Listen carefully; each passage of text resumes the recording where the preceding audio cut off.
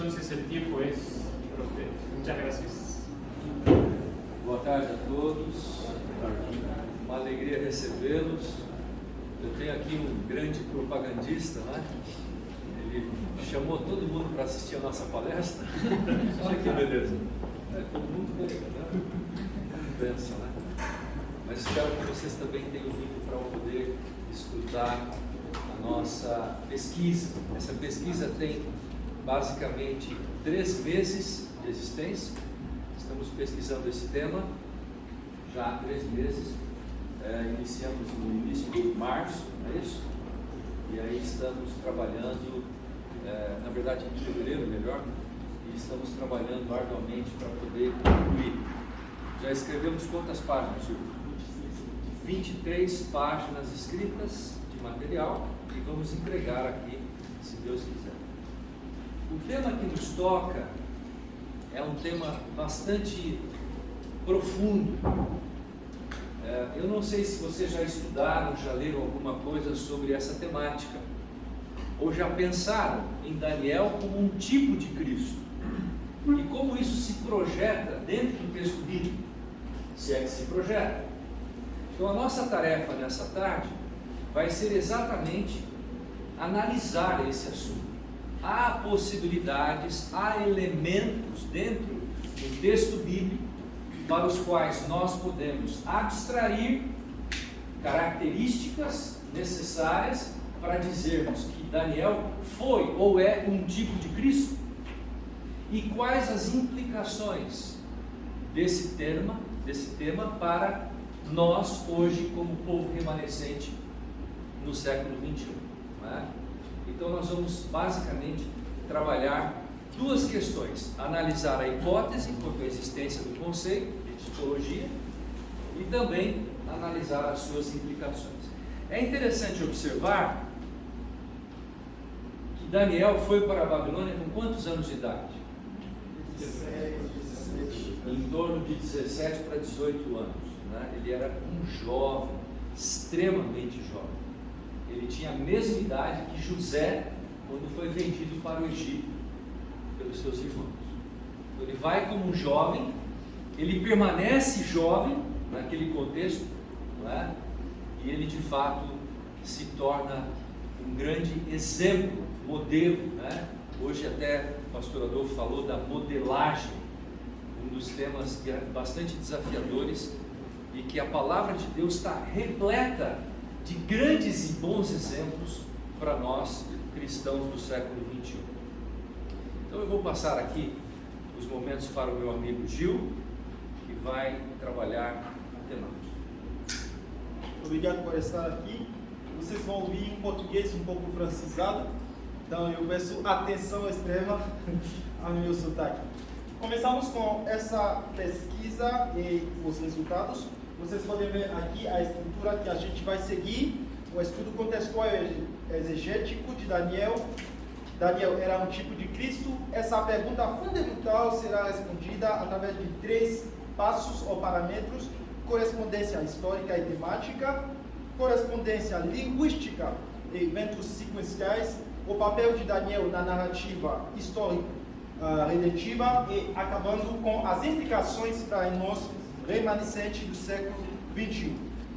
Quando pegamos o texto de Daniel e focamos um pouco mais nos diferentes capítulos, indo também no capítulo 9, do versículo 1 ao versículo 19, a gente acha esses diferentes contextos. O primeiro é o contexto literário, no qual a gente vê a partir de Daniel capítulo 8, versículo 1 a 27, e Daniel 9, 20 a 27, temos entre essas 2 pericopes o texto de Daniel 9, 1 a 29.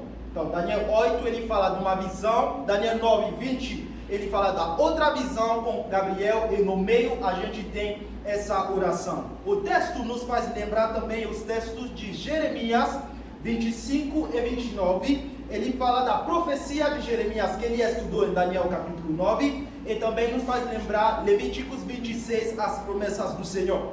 No contexto, para entender um pouco mais, a gente vai no contexto histórico. nos lembramos que foi uma classe social alta de Jerusalém que foi levada à Babilônia. O capítulo 1 do capítulo 9, o versículo 1 do capítulo 9 nos fala de Darius, querem dizer que Babilônia já caiu. Em Daniel capítulo 5, a gente pode ver que ele não está seguindo uma estrutura cronológica. Em Daniel capítulo 5 já fala da queda de Babilônia. E capítulo 9 já pega com isso, porque Dário está lá. Então, eles estão no reino medo-persa. Isso é o contexto histórico.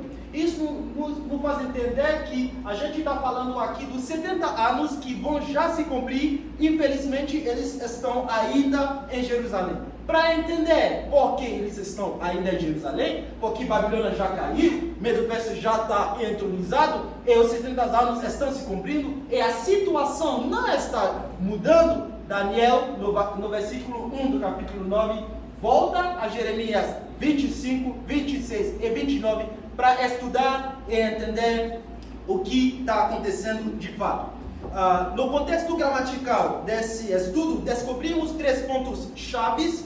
A primeira é a aliança, como o nosso irmão já acabou de apresentar, o Brit, a palavra que significa aliança, fala da aliança que Deus fez com Abraão sobre a terra, em Gênesis 22, 12 a 18, a aliança repetida com Isaac em Gênesis 26, 2 a 4, e a aliança ainda reclamada por Moisés quando eles saíram do Egito para voltar à terra, e essa aliança, o grande Daniel está relembrando Deus dessa aliança da poça da terra, para que eles possam voltar depois desse cativeiro, voltar à pátria Jerusalém. Isso é o contexto gramático. O primeiro ponto é um contexto de aliança entre Deus e seu povo sobre a poça da terra. A segunda coisa é que quando ele começa com uma intercessão entre Deus, que é fiel, e o povo de Israel, que não é fiel.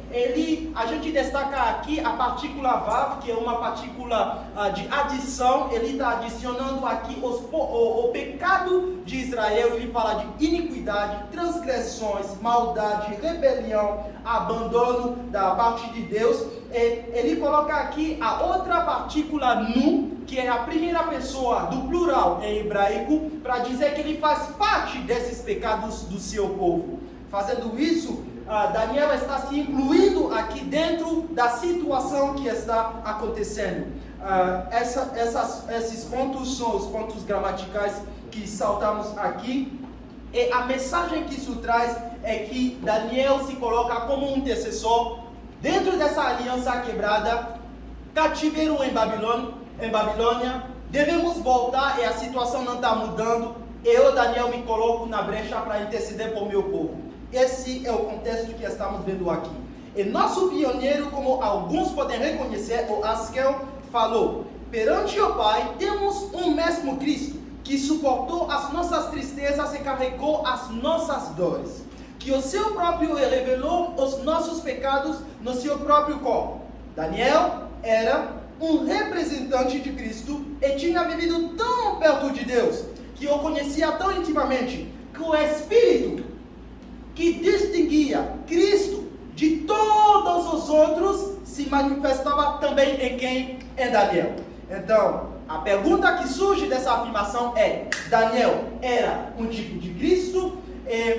Dan Stig explica um pouco mais que os pioneiros da igreja faziam esse tipo de relações tipológicas entre eventos, instituições e pessoas. Quer dizer que o santuário era visto como algo de tipologia com Cristo, os eventos como a Páscoa também, indivíduos como José, Davi, Moisés, eram vistos ou entendidos em alguns contextos através do princípio bíblico da tipologia. Von Rad explica aqui que a tipologia baseia-se no entendimento de que o mesmo Deus que se revelou em Cristo deixou também os seus traços na história do povo da aliança do Antigo Testamento.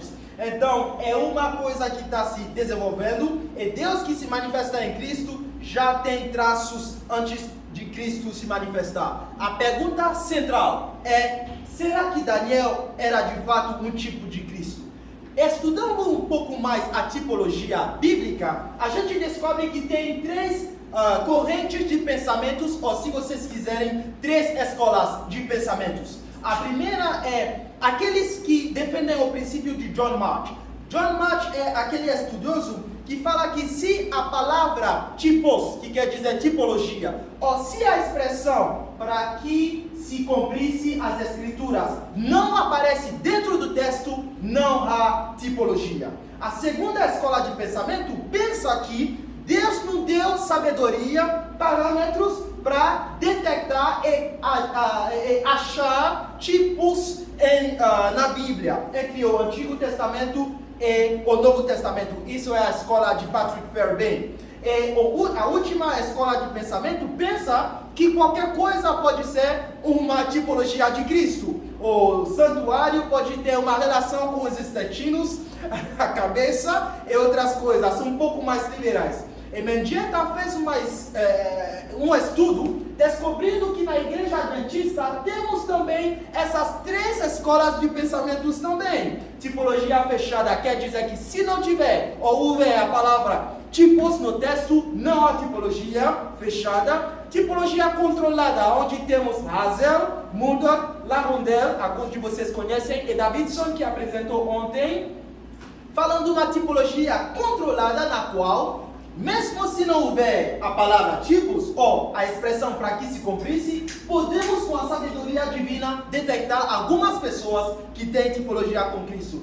Eu paro aqui para dizer que essa pesquisa se situa no segundo, a tipologia controlada, em outras palavras, achar parâmetros. Falando desses parâmetros, aqui estão 3 parâmetros que a gente pode achar e a gente vê de uma forma objetiva e não subjetiva que Cristo tem outras pessoas que mostram relações tipológicas com ele. José, Davi, Moisés, vocês podem usar esses mesmos parâmetros de uma forma científica e espiritual e chegar à mesma conclusão.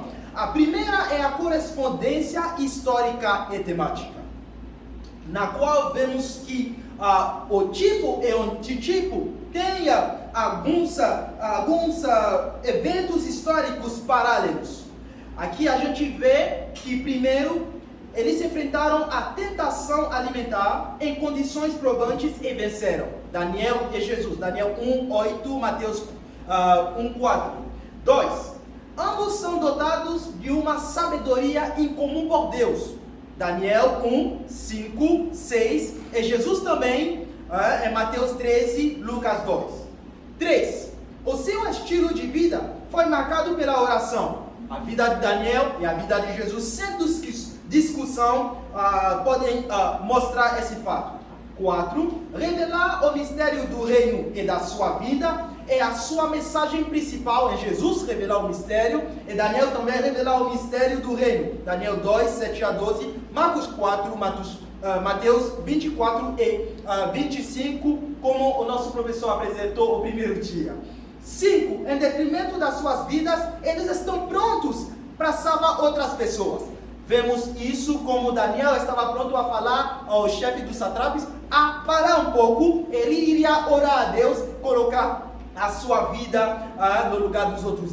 Jesus fez a mesma coisa. 6. Eles lembram os monarcas a sua fonte de poder e autoridade, como Daniel diz a Nabucodonosor, e Jesus também lembra a Pilatos: esse poder que você tem lhe foi dado do céu. 7. Eles são promovidos depois de desprezarem as suas vidas. Como depois desse incidente, mas que se tornou a favor de Daniel, ele se torna um dos primeiros na liderança do país, e Jesus também se torna aquele lá que está sentado à direita do Pai, ao lado do Pai. Ponto 8, ambos são prometidos honra e glória pelos rebeldes de Deus. Então, Belshazzar, que decide de se rebelar contra Deus, promete a Daniel, se ele explicasse o que estava escrito na parede, ele iria dar algumas coisas para ele. Rebelde de Deus que promete uma coisa. E Jesus também, vocês se lembram como Satanás prometeu? Eles usam a mesma palavra, doxa, glória, ok? Em grego, Lucas 4, Daniel 5. E 9 são vítimas de conspiração de funcionários, Jesus e também a Daniel, milagrosamente libertados da morte imediata pelos anjos. Neste ponto, algumas pessoas não vão se lembrar, mas Jesus, depois de ter afirmado algumas coisas em Lucas 4, que a palavra foi cumprida nele, alguns membros queriam puxar Jesus do alto do penhasco, não sei se vocês se lembram. E um anjo do Senhor libertou Jesus, a mesma coisa na cova do leão. Daniel fala que o Senhor enviou um anjo para me salvar. 11, Gabriel aparece na narrativa como mensageiro principal em resposta às orações. Então, esses 11 pontos já estabelecem uma base que a gente tem uma relação tipológica. Até quem não quer responder ou aceitar isso, já sabe que tem uma base de correspondência histórica e temática. O segundo ponto que nos faz ver como se Daniel é ou não é um tipo de Cristo são as correspondências linguísticas e os eventos sequenciais. Aqui, de dizer que se essa pessoa de fato é um tipo de Cristo, ela tem que falar as mesmas palavras que Jesus falou. Ou o autor de Cristo, que vem um pouco mais tarde, tem que relatar as mesmas palavras, ou as mesmas frases, ou construções gramaticais que o tipo falou. E aqui a gente vê que quando a gente faz dos mistérios da cruz, o mistério do reino, Jesus e Daniel têm as mesmas palavras. A gente vê um quiasmo que se abre aqui, A, B' e A'. Louvor a Deus, motivos de louvor, louvor. Mesmas palavras sobre revelar os mistérios. E em seguida, a gente também tem que ver que essas duas pessoas, o tipo e o antitipo, passaram agora por uma mesma situação sem mudar o texto. Quer dizer, que se a gente pegar uma história do Patrick e a gente tira o nome do Patrick para botar o nome do Nathan, que sou eu, a gente não vai ter mudança. Se a gente acha isso com Jesus e Daniel, exemplos de motivos de acusações, exemplos de evidências de acusação, acusados através de uma artimanha, a lei medo-persa que supostamente ele quebrou, a lei dos judeus que supostamente Jesus quebrou, tentativa de ser inocentados, como o Darius quer inocentar, ele Pilato quer inocentar com Barabás também. Destaque de alta confiança em Deus, Jesus fala nada, Daniel fala nada para se libertar, levados a buracos e fechados com pedras, o selo estava aí. A sequência de dados registra os selos de ambos lados, né? E surpreendentemente, ambos registram o período dos seguintes eventos. Muito cedo de manhã, quem vai lá para ver Daniel na cova? Muito cedo de manhã, algumas mulheres vão lá também para ver a tumba. E a gente vê como Jesus é ressuscitado, também Daniel sai da cova de leões. Então, esse segundo parâmetro nos faz entender que o autor de Lucas e de Mateus se lembram desses fatos do passado e já fazem o princípio de escalação, que é de ressaltar um pouco mais essa história, e Deus já mostra em vislumbre de que Jesus vai fazer no futuro, as situações e aprovações que Jesus vai passar no futuro. Deus já mostra isso na vida de Daniel. Eu peço que cada um de nós possa pregar um pouco mais essa coisa com Daniel e Jesus. Terceiro ponto é que você e eu podemos falar a mesma linguagem. Patrick e eu podemos também ter vivido as mesmas experiências, vivendo no mesmo lugar. Mas o ponto que define e que mata o assunto de tipologia é que o tipo e o antitipo têm que ter um papel-chave na redenção do povo de Israel. E a gente vê no livro de Israel a mensagem de Daniel que é composta essencialmente do reino de Deus. É a mesma coisa que Jesus vem fazer: arrependimento, estabelecimento do reino. Esses poderes vão cair e um poder vai se estabelecer. A semente de mostarda que vai se espalhar, a pedra também que vai se espalhar. A mensagem de Daniel e de Jesus são uma só mensagem: a ressurreição, Daniel capítulo 12, e Jesus prometendo também a ressurreição. E o papel de Daniel é que a gente tem aqui uma aliança quebrada. E Daniel se chama em capítulo 9, versículo 17, um servo de Deus que se coloca no meio para reconciliar Deus e reconciliar também o povo de Israel. Ele se inclui dentro, como Jesus se inclui também, para que eles possam voltar à terra de Jerusalém. 3 parâmetros para mostrar. De fato, podemos ver que Cristo e Daniel têm relações tipológicas. Podemos ver que tem eventos idênticos e jogaram o mesmo papel. Isso não faz a dizer que Daniel era um tipo de Cristo. De fato, Daniel é um pecador. Ele tem nada de aproximação com Jesus. Mas podemos ver já algumas coisas que mostram que Daniel... Não estamos dizendo aqui que Deus criou Daniel para ser uma profecia à resposta de Jesus. Não. Estamos dizendo que na vida de Daniel podemos achar alguns pontos de Jesus. Tendo feito isso, qual é o lado teleológico? Afinal das contas, o que queremos dizer? A teologia tem que responder, e daí? O que você quer dizer com tudo isso? É digno de nota que o exercício da tipologia não é um fim em si mesmo, mas um meio para os destinatários do seu produto. Em outras palavras, o conceito bíblico de tipologia não deve limitar-se apenas a encontrar um tipo e um antitipo, mas deve ter um impacto sobre vocês que estão me ouvindo agora.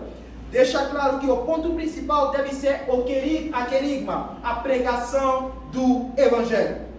E para ele, Charity, a tipologia funciona como imperativa, no sentido de que é um meio pelo qual as pessoas devem ser desafiadas para mudar algumas coisas na vida delas. A gente vê, acabando aqui, que o povo de Israel, que estando lá, não queria mais voltar a Jerusalém, porque eles estavam nos investimentos em bancos, dinheiro, vida financeira estável, eles estavam num conforto e não queriam voltar depois dos 70 anos a Jerusalém. E Daniel vem aqui para interceder por eles. Isso nos faz entender que tem implicações pelo povo de Deus. Devemos voltar também para o céu. Devemos voltar para a pátria celestial. E por causa dos nossos investimentos, por causa do nosso conforto financeiro, às vezes não temos esse desejo de voltar à pátria celestial. A mensagem de Daniel nos chama em 2 pontos.